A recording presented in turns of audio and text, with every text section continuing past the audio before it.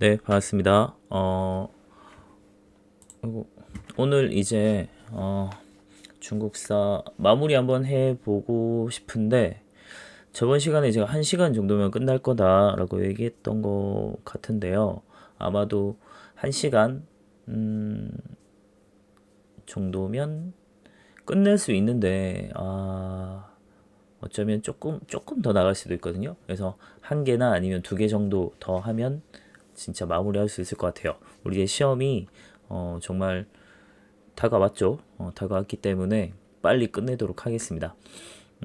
우리가 오늘 봐야 될 것은 정보광조라고 하는 것입니다. 기본적으로 유목민족, 우리 북방 유목민족들과 중국이 항상 많이 싸웠잖아요. 그 북방 유목민족들이 결국은 중원 대륙에 들어와서 정복을 하고 왕조를 세워요. 근데 모든 애들을 다 정복 왕조라고 하는 건 아니고 얘들의 좀 특징이 있거든요. 그래서 정복 왕족의 특징을 일단 정리를 하자면 첫 번째는 그들만의 문자가 있다라는 점. 독자적 문자라고 하는 것과 또 하나는 이중 통치 체제입니다. 우리 앞으로도 쭉 보겠지만 이 정복 왕조들은 이중 통치를 해요. 그러니까 자기들 부족들 일단 부족민들 같은 경우는 유목민족들에게는 전통적인 부족제를 적용해서 통치를 했고 그 다음 이제 정복한 농경민족들 같은 경우는 아무래도 군현제가 익숙하죠. 그래서 군현제를 통해서 좀 관리를 하는 이런 모습을 보입니다. 이걸 이제 이중통치 체제라고 해요. 그 중에 우리가 먼저 볼 것은 바로 이 요입니다. 거란족이 세웠던 요 나라인데요. 원래 유목민족들은 제가 수업 때도 얘기했지만 처음에 그냥 부족별로 흩어져 살 때는 그렇게 뭐 큰 위협이 되지 않습니다. 근데 얘들도 항상 한 번씩 이제 영웅이 등장을 하는 거죠. 그럴 때마다 엄청난 힘을 이제 한 제국을 형성을 하게 되면서 큰 이제 응집력을 보이게 되고요. 그 중에 이제 거란족을 통일한 인물은 야율 아보기라고 하는 사람입니다. 성이 야율이고요. 이름이 아보기입니다. 그래서 야율 아보기란 애가 거란족을 통일을 해서 나라를 세웠다 정도 생각을 하면 됩니다.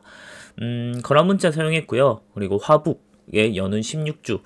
이거 뭐 위치가 알아두면 좋겠지만 우리가 쉽게 생각할 때는 화북은 일단 중국의 중원 대륙이잖아요.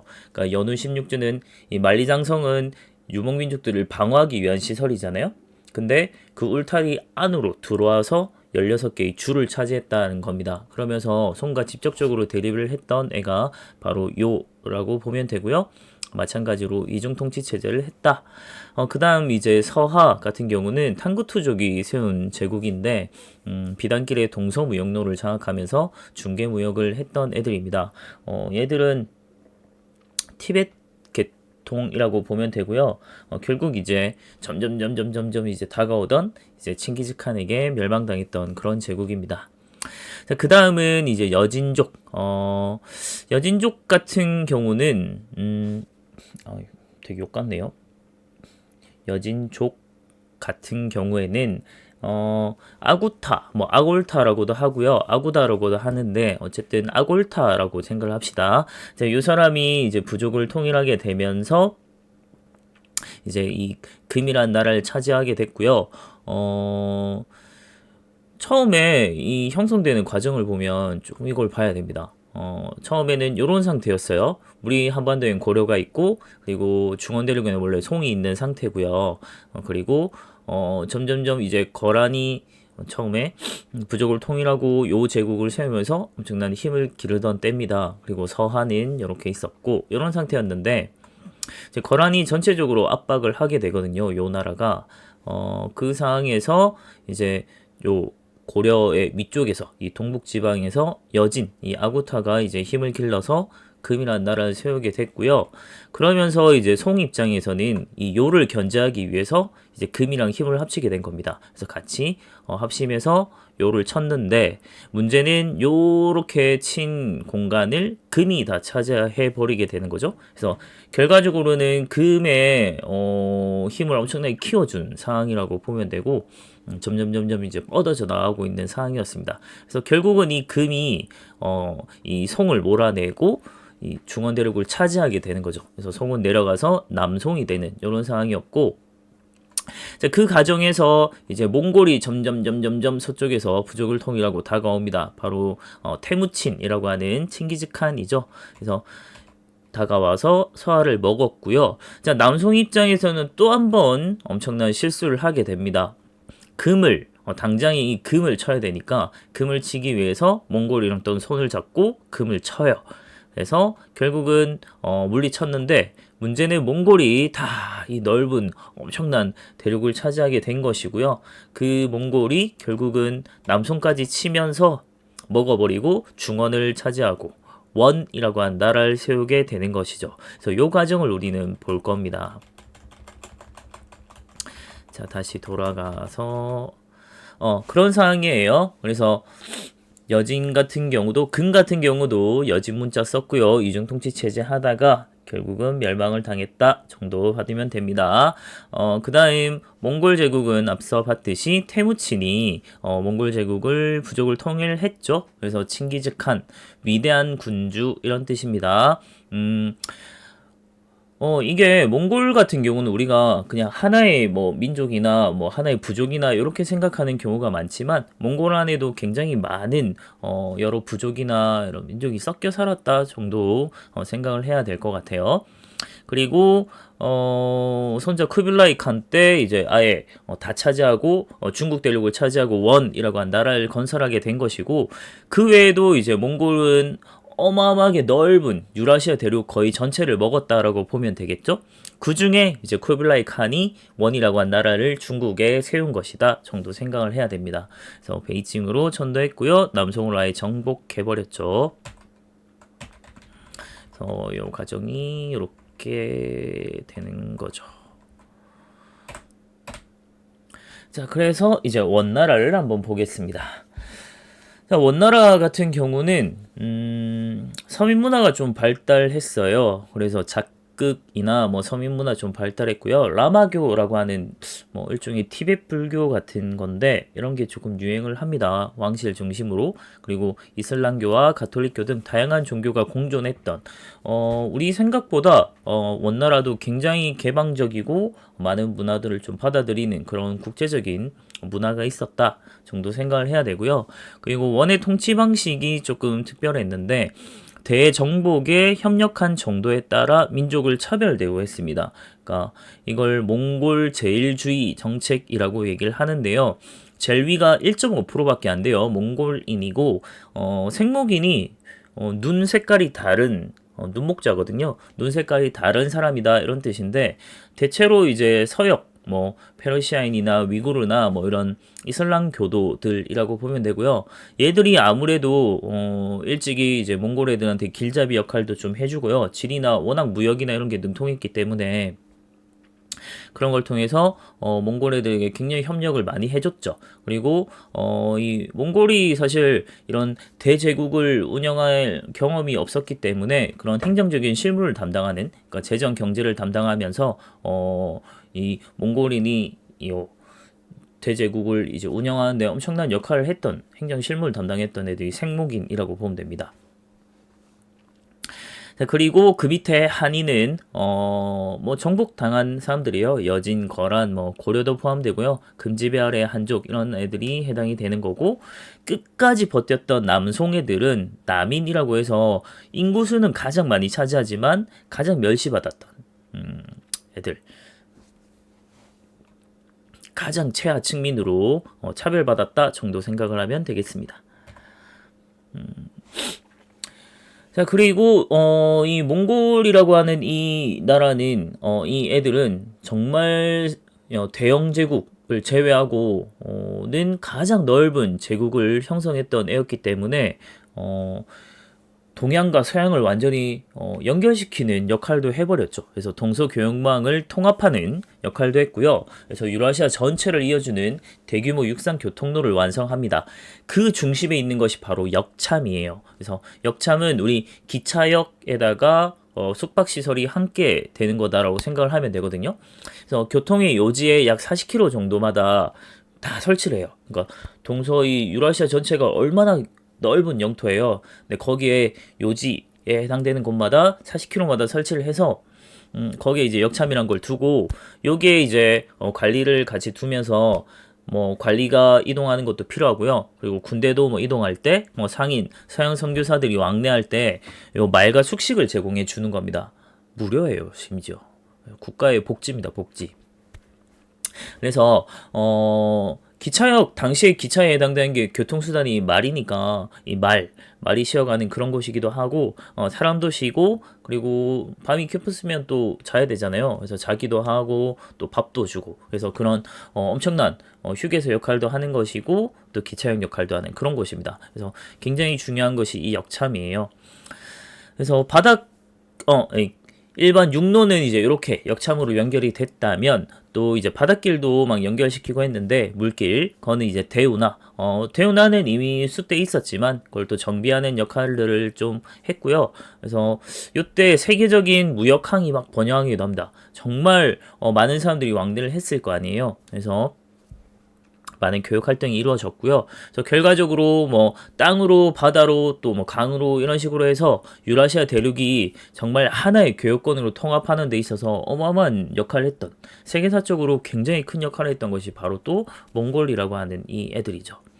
지금은 몽골이 정말 사실 내륙국 안에 이렇게 갇혀가지고 그리고 인접한 애들이 중국, 러시아 이렇게 엄청난 강대국에 둘러싸여가지고 참 힘든 삶을 살고 있지만 원래는 이 유러시아 대륙을 전체를 막 엄청나게 호령했던 대제국이었죠. 중국도 지배했고요. 러시아도 원래 러시아의 이제 원래 바탕이 됐던 뭐 키예프 공국이나 뭐 모스크바 공국 이런 애들은 몽골 애들한테 400년 동안 지배를 받았던 애들입니다. 그래서 몽골이 정말 대단했던 애들이에요, 원래는. 과거의 영광이요. 이런 거죠. 자, 그래서 동서 문화가 엄청나게 많은 교류가 이루어졌는데 주로 이제 이슬람, 서역을 통해서 아무래도 생목인들이 많은 것들을 담당하다 보니까 이슬람 문화가 또 많이 유입이 된 것 같아요. 그리고 우리가 생각한 것보다 요 당시에 엄청난 선진 문물이라고 본다면 이슬람 문화예요. 이슬람 문화가 엄청나게 뛰어났습니다. 뭐 수학이나 의학이나 아니면 천문, 지리, 역법 이런 것들이 굉장히 통달했던 애들이고요.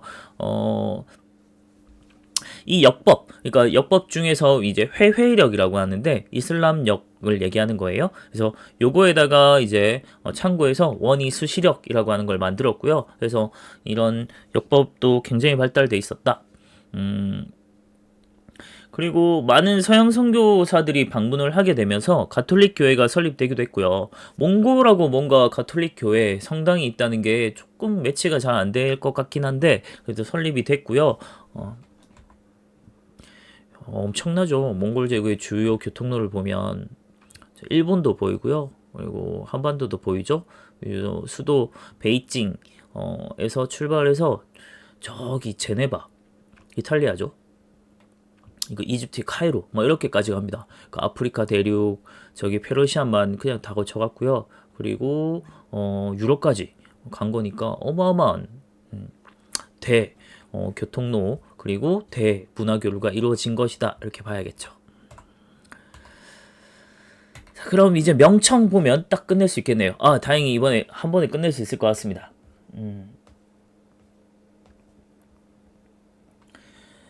자, 일단 명이 어떻게 갑자기 등장을 했느냐 이걸 보려면 원 말에 이제 농민 반란을 하나 봐야 될 것 같은데 이게 안 나오죠. 그래서 그게 설명을 해야 되는데 원말에 농민 반란이 하나 있었어요. 그게 홍건적의 난이라고 우리 이제 후한 때는 황건적의 난이 있었지만 요때는 원말에 원나라 말기에는 홍건적의 난이라고 붉은 두건입니다. 붉은 두건. 그래서 홍건적은 일종의 뭐 종교 단체이기도 한데요. 얘들도 백령교라고 하는 일종의 이제 종교 단체인데 요 많은 농민들이 또 가담을 했기 때문에 하나의 농민 반란으로 봅니다. 어쨌든 이 홍건적의 난 중에 좀 중요한 인물이 바로 홍무제가 되는 주원장이라고 하는 인물이에요.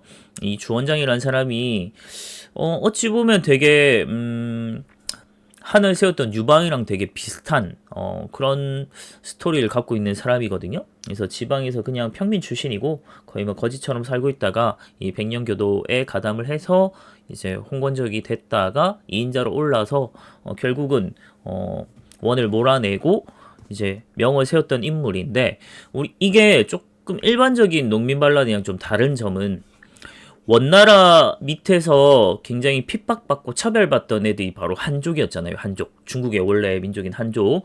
그들에서 이런 민족적인 감정도 같이 섞여 있는 거예요. 일반적인 농민 반란이 아니고 이제 한족 반란군이라고 봐야 되는 겁니다. 그래서 홍건적을. 그래서 어쨌든 이 원을 몰아내고 결국 이제 명나라를 세우게 된 것이고요. 그 인물이 바로 주원장. 이 태조 홍무제가 됩니다. 자, 그러고 나서 한 정치는 재상제를 폐지했고요. 그리고 관료에 대한 감찰을 강화했습니다. 그러니까 원나라 때 워낙 관리들의 비리나 이런 것들이 되게 심했대요. 그래서 그런 거에 대한 농민들의 불만이 너무 컸고 그런 걸 생각을 한 것 같습니다. 관료에 대한 감찰을 강화했고요. 그리고 원래 새롭게 나라를 세우게 되면 토지대장이나 호적대장 이런 거 새로 정비를 해야만 해요. 그래서 새롭게 정비를 했습니다. 그 다음에 이제 이갑제라고 하는 걸 실시했고요. 학교와 과거제 정비, 육류, 5가지 유교 가리 6가지 유교 가르침 이런 뜻입니다. 이런 것들을 반포했는데 이갑제는 조금 봐야 되겠죠? 110가구를 하나의 이제 이 마을로 이제 묶으면 그 마을에서 잘 사는 부유한 10가구를 이장호라고 붙이고 나머지 이제 100가구를 이제 갑수호라고 이렇게 붙이는데 그 중에 이제 이장호에서 돌아가면서 한 가구에서 1년씩 이장이 임무를 담당을 하고요. 그 다음에 갑수에서는 10명의 갑수를 이렇게 뽑게 되는 건데요.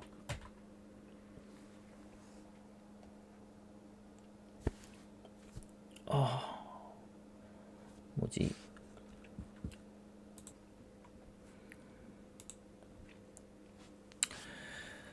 자, 중요한 건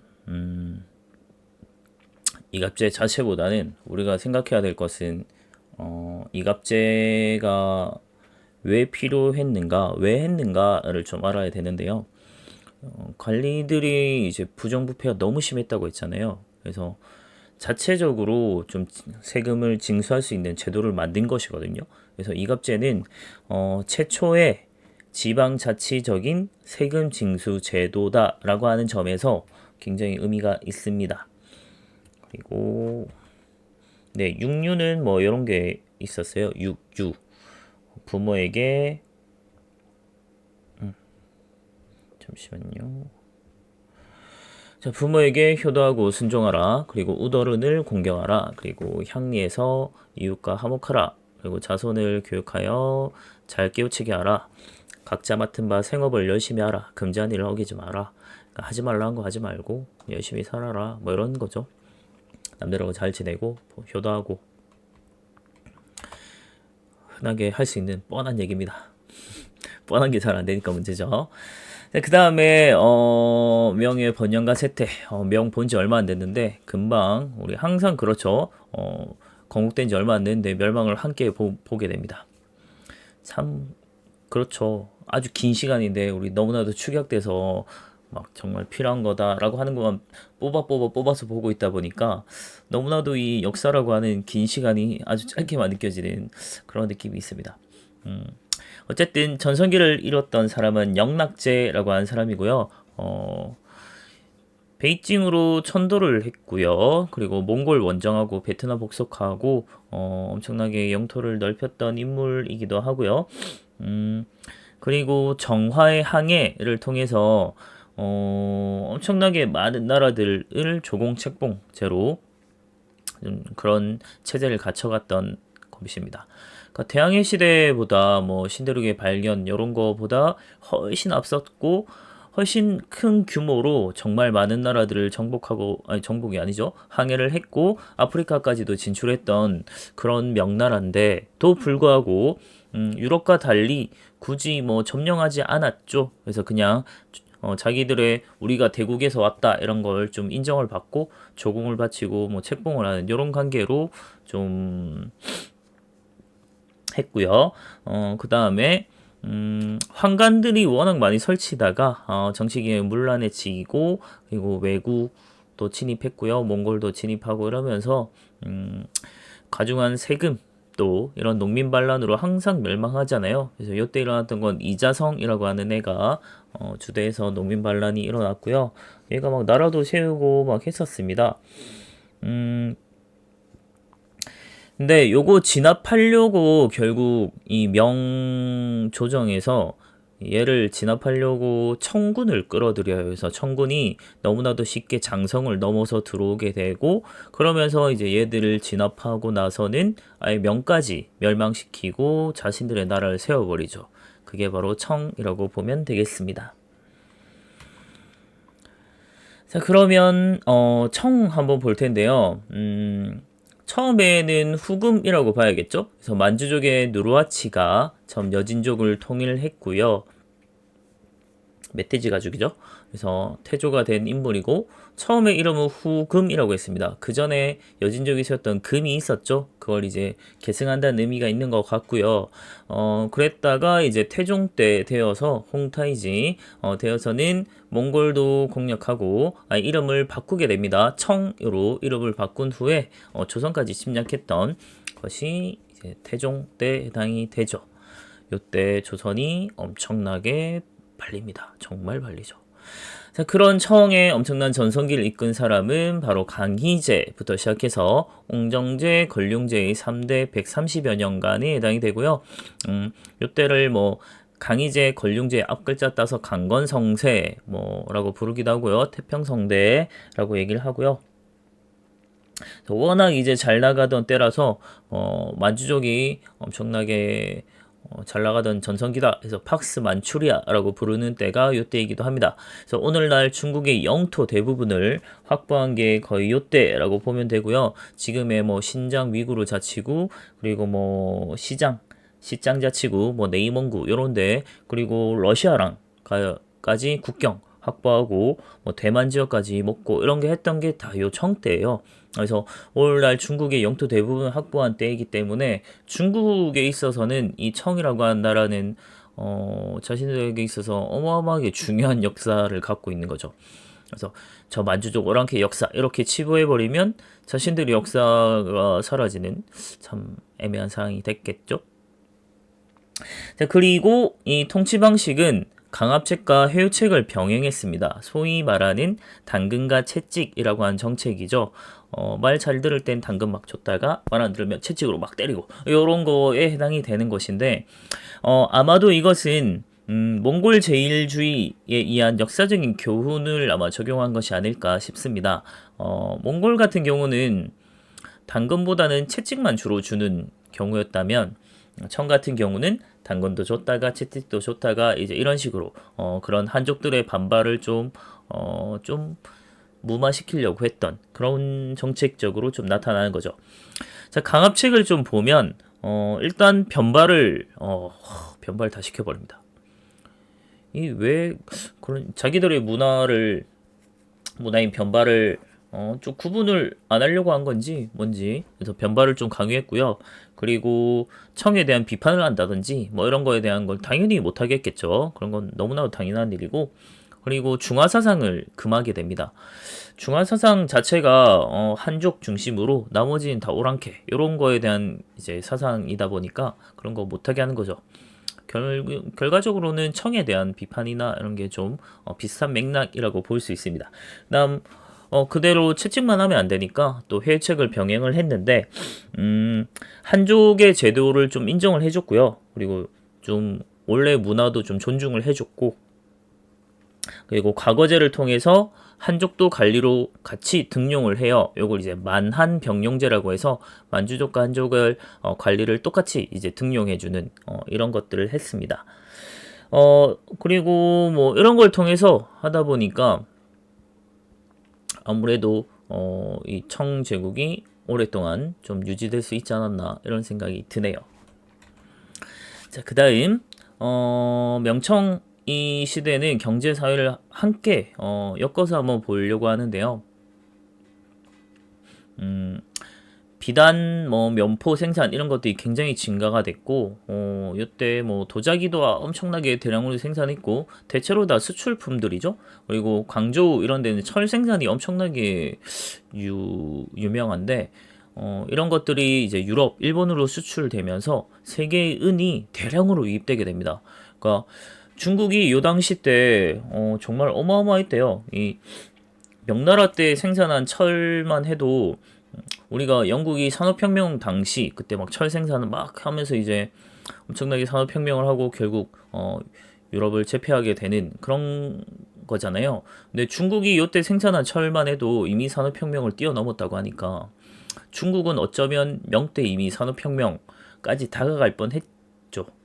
근데 결과적인 혁명적인 변화가 나타나진 않았지만 그 다음 신사. 신사는 사자가 선비사자예요. 그래서 사대부 뭐 이런 건 비슷한 개념이라고 보면 됩니다. 신사층이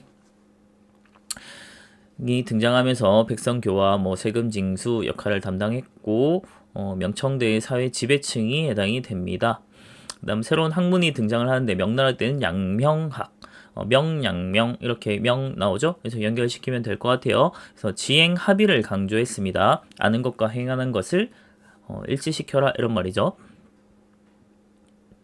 그 다음 청때가 되면 고증학이라고 해서 실증적인 방법으로 실제 증명해 본다는 거죠. 방법으로 학문을 연구하는 이런 고증학이 유행을 했습니다.